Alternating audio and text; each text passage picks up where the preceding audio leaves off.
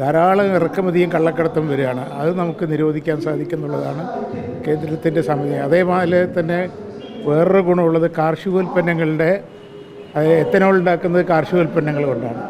അതുകൊണ്ട് കാർഷിക മേഖലയ്ക്ക് അതൊരു ചെറിയ ഗുണം ചെയ്യുന്നുള്ളതാണ് റിപ്പോർട്ട്. ഇത്രയൊക്കെയാണ് അദ്ദേഹം അവതരിപ്പിച്ചത്. ഭൂഗർഭജലം എടുക്കുന്നില്ല പറഞ്ഞപ്പോൾ വലിയ തർക്കം ആരും പറഞ്ഞില്ല. ഇതാണ് അതിലുണ്ടായത്. അല്ല, അത് ഇത് അറിഞ്ഞിട്ടില്ല. അവർ ഭൂഗർഭജലം എടുക്കുന്നില്ല എന്നുള്ളത് അറിയില്ല. ഇല്ല, ഭൂഗർഭജലം എടുക്കാൻ പാടില്ല എന്നുള്ളത് തന്നെയാണ്. അത് തീരുമാനിച്ചല്ലോ. അന്നത്തെ ചർച്ചയിൽ തന്നെ ഭൂഗർഭജലം വേണ്ടാന്ന് വെച്ചു. പ്രശ്നമില്ല എന്ന് പറഞ്ഞാൽ അത് വ്യവസായം ഇവിടെ വരണ്ടേ എന്നുള്ള നിലയ്ക്കാണ് വ്യവസായ വകുപ്പിൻ്റെയും തദ്ദേശ ഭരണ വകുപ്പിൻ്റെയും ആവശ്യം. അവർക്കത് മുഴുവൻ വിദേശത്ത് നിന്ന് ഇറക്കുമതി ചെയ്തിട്ടാണ് ഇതെല്ലാം ചെയ്യുന്നത്. അത് കേരളത്തിൽ എത്ര വലിയ സാമ്പത്തിക നഷ്ടമുണ്ട് എന്നുള്ളതാണ് അവരുടെ കണക്ക്. അങ്ങനെയാണ് ഒരു ചർച്ച ചെയ്തിട്ട് ക്യാബിനറ്റ് ഒരു തീരുമാനം.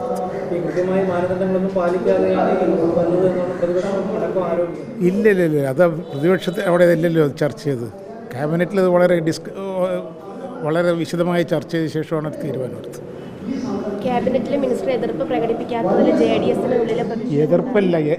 ഭൂഗർഭജലം ആരാ പറഞ്ഞത്? ആരായിരിക്കും പറയുക?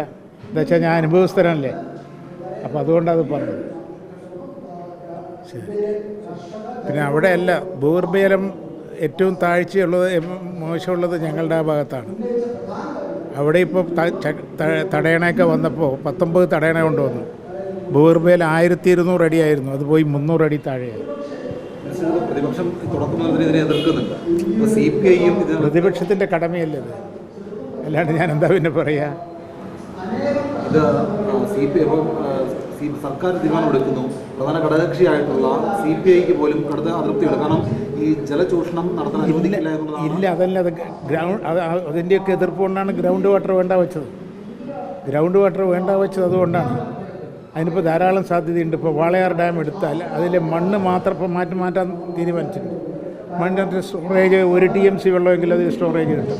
അപ്പോൾ ഈ പ്രശ്നം കഴിയുമല്ലോ. പക്ഷേ ഇങ്ങനെയുള്ള കാര്യങ്ങൾ പറയുമ്പോഴും, ഇതിൻ്റെ ശാസ്ത്രീയ വശങ്ങൾ പറയുമ്പോഴും സാധാരണക്കാരന് ഇതിൻ്റെ പ്രായോഗികതയെക്കുറിച്ചൊന്നും മനസ്സിലാകുന്നില്ല. കാരണം ഇത് വന്നാൽ അല്ല, അത് വിശദീകരിക്കും. ഞങ്ങൾ ഇത്രയും വിവാദം ഉണ്ടായിട്ട് പോലും ആ വിശദീകരണമൊന്നും സാധാരണക്കാർക്ക് മനസ്സിലാകേണ്ട രീതിയിൽ തന്നെ അത് വിശദീകരിക്കും. അവിടെ മീറ്റിംഗ് കൂടുന്നുണ്ട്, അപ്പോൾ അത് വിശദീകരിക്കും. ഈ പ്രതിപക്ഷത്തിൻ്റെ ഒരു അകൽച്ച അല്ലെങ്കിൽ ഇതിലുള്ള ഒരു വിയോജിപ്പ് അത് അന്യ സംസ്ഥാനങ്ങൾക്ക് വേണ്ടിയിട്ടുള്ളതാണെന്ന് തോന്നുന്നുണ്ടോ? ഇല്ല, അന്യ സംസ്ഥാനങ്ങളിൽ നിന്നാണല്ലോ ഇത് ഉണ്ടാക്കിക്കൊണ്ടുവരുന്നത്. സമ്പത്ത് മുഴുവൻ അവിടേക്കല്ലേ പോകുന്നത്. നമ്മളുടെ ഇവിടെ വ്യവസായമൊക്കെ ഒന്ന് വരണ്ടേ? ആ രീതിയിലാണ് അത് പറഞ്ഞത്.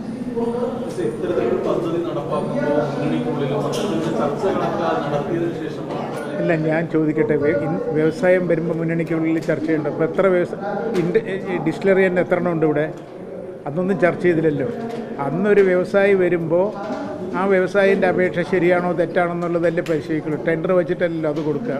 വ്യവസായി അപേക്ഷ തരുമ്പോൾ അത് ചെയ്യുക എന്നുള്ളതല്ലേ.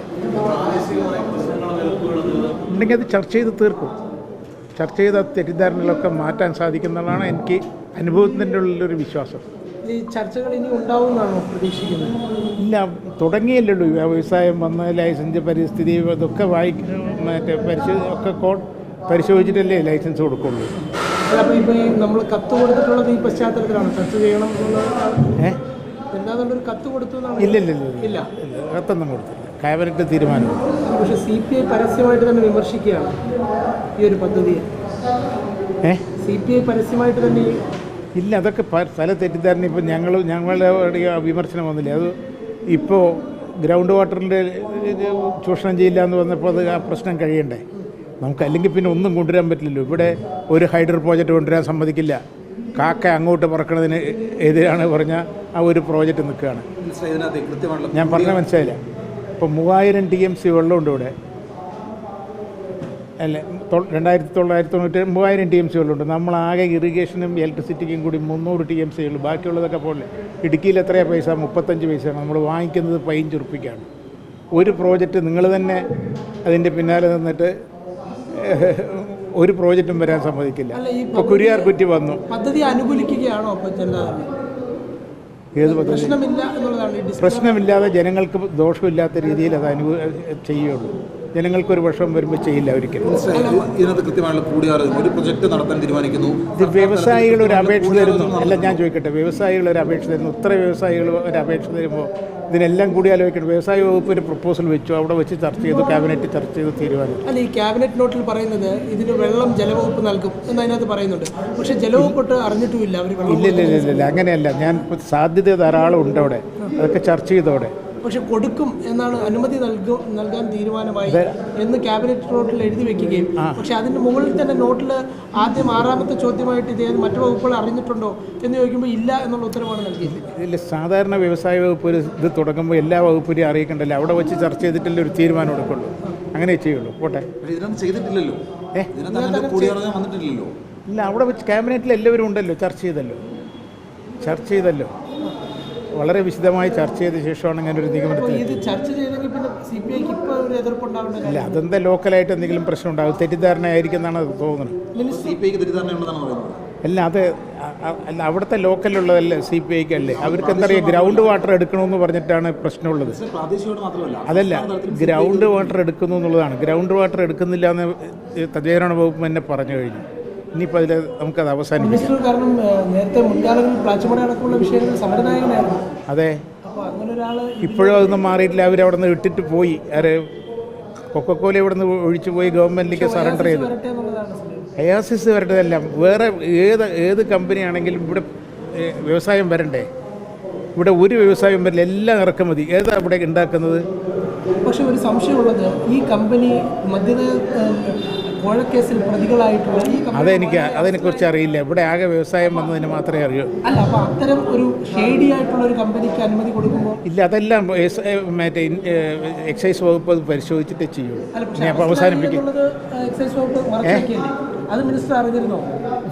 ഒരു വ്യവസായി അപേക്ഷ തരുമ്പോൾ അയാളെ കുറിച്ചിട്ടേ അന്വേഷിക്കുകയുള്ളൂ. അത് അന്വേഷിച്ചിട്ട് കൊടുത്തിട്ടുണ്ടാവും. വ്യവസായിയെ കുറിച്ചുള്ള അന്വേഷണത്തിൽ അയാൾ അറസ്റ്റിലായ വ്യക്തി, അന്വേഷണത്തിൽ നിന്ന് അത് വ്യവസായ വകുപ്പ് അന്വേഷിക്കുന്നല്ല, അത് അന്വേഷിച്ചിട്ട് ഒരു പോലീസ് റിപ്പോർട്ടൊക്കെ ഉണ്ടല്ലോ. അങ്ങനെ ഉണ്ടെങ്കിൽ മറ്റു ഘടകകക്ഷികളെ ബോധ്യപ്പെടുത്തണ്ടേ? ഇത് അപേക്ഷയിൽ തന്നിട്ടുള്ളൂ, അത് ഇൻ പ്രിൻസിപ്പിളല്ലേ അംഗീകരിച്ചിട്ടുള്ളൂ. ബാക്കി ഡീറ്റെയിൽ ഒക്കെ വരാൻ പോകുന്നല്ലേ ഉള്ളൂ. അപ്പം ഇൻ പ്രിൻസിപ്പിൾ അംഗീകരിച്ചെങ്കിലും ബാക്കിയുള്ള എതിർപ്പ് വേണമെങ്കിൽ രേഖപ്പെടുത്തും. എന്താ ഞാൻ പറയുന്നത്, അതിൽ ഗ്രൗണ്ട് അതല്ലല്ല, അങ്ങനെയല്ല. ഗ്രൗണ്ട് വാട്ടറിൻ്റെ മാത്രമേ പ്രശ്നമുള്ളൂ. ഗ്രൗണ്ട് വാട്ടർ ഉപയോഗിക്കില്ല എന്നുള്ളൊരു രീതിയിലാണ് പ്ലാൻ ചെയ്തത്. അങ്ങനെ ചെയ്യുമ്പോൾ നമുക്ക് ഈ പ്രശ്നം വരില്ല. അതിന് സാധ്യത ധാരാളം ഉണ്ട്. അവിടെ വെള്ളത്തിന് സ്റ്റോറേജ് ചെയ്യാനുള്ള ധാരാളം സാധ്യത. 2 ഡാം ഒന്നുമില്ലാതെ കിടക്കുകയാണ്, ചളിയും ഇതെല്ലാം പറഞ്ഞിട്ട്. അപ്പോൾ അതൊന്ന് ഇപ്പോൾ ചളി എടുക്കാൻ തുടങ്ങിയിട്ടുണ്ട്, മണ്ണെടുക്കാൻ തുടങ്ങിയിട്ടുണ്ട്. മണ്ണെടുത്ത് തുടങ്ങി അതിൽ വെള്ളം സ്റ്റോറേജ് ചെയ്യാനുള്ള പ്രസ്താവനയിൽ തെറ്റിദ്ധരിക്കപ്പെടാതിരിക്കാൻ വേണ്ടിയിട്ടാണ് ആവർത്തിച്ച ഒരു വ്യക്തതയ്ക്ക് വേണ്ടി ചോദിക്കുന്നത്. ഈ ഗ്രൗണ്ട് വാട്ടറിനപ്പുറം ഈ ഒയാസിസ് എന്ന കമ്പനിയുടെ മറ്റ് അത് നമുക്ക് അറിയാത്ത കാര്യം ഞാൻ പറയണ്ടല്ലോ. അല്ല, അറിയാത്ത കാര്യങ്ങൾ പറയണ്ടല്ലോ. അത് അവരുടെ നിയമ നടപടി എന്തെങ്കിലും ഉണ്ട്. കോളിളക്കം സൃഷ്ടിച്ചൊരു കേസാണ് ഡൽഹി മദ്യനയ അഴിമതി കേസ്. അപ്പോൾ ആ കേസിൽ ഒരുപക്ഷെ ജയിലിൽ പോയ ഒരു വ്യക്തിയുടെ കമ്പനി, അതൊക്കെ എക്സൈസ് ഡിപ്പാർട്ട്മെന്റ് നോക്കും. അത്രയും നോക്കും. ഇതേ കമ്പനി ഹരിയാനയിൽ ഭൂഗർഭജലം മലിനമാക്കിയതിന് നിയമ നടപടി നേരിടുന്ന ഒരു കമ്പനിയാണ്. 4 കിലോമീറ്റർ ഭൂഗർഭജലം. അല്ല, അതാണ് ഇവിടെ ഭൂഗർഭജലം ഉപയോഗിക്കില്ല എന്നുള്ള കരാറ് വയ്ക്കുമ്പോൾ അത് ചെയ്യുമല്ലോ. അത് ചെയ്യുമ്പോൾ പ്രശ്നമില്ലല്ലോ. ഇതേ ഉറപ്പ് അവിടെയും കൊടുത്തു, പക്ഷേ അവർ വിശ്വാസം ഇല്ലല്ല. അങ്ങനെ കാണിക്കുമ്പോഴേ കൊക്കക്കോല നമ്മൾ നിരോധിച്ചത്. അങ്ങനെ ചെയ്യുമ്പോൾ നടപടി എടുക്കാനുള്ള സാധ്യതയുണ്ടല്ലോ. നല്ല കമ്പനിയാണ്. അങ്ങനെയല്ലല്ലോ അതിൻ്റെ അർത്ഥം. അല്ല, ഒരു കമ്പനി വന്നാൽ അതെന്തെങ്കിലും അന്വേഷണം ഉണ്ടെങ്കിൽ അന്വേഷിക്കും. എക്സൈസ് വകുപ്പ് തന്നെ. ജനതാദളിൽ ഗ്രൗണ്ട് വാട്ടറിനെയാണ് അത് ആ പ്രശ്നം ഉണ്ടാകില്ല എന്ന് പറഞ്ഞു കഴിഞ്ഞല്ലോ. പിന്നെന്താ, അതുകൊണ്ട് എതിർക്കാൻ പറ്റില്ല. അല്ല, വിവാദത്തിലെ അടിസ്ഥാനമൊന്നുമില്ല.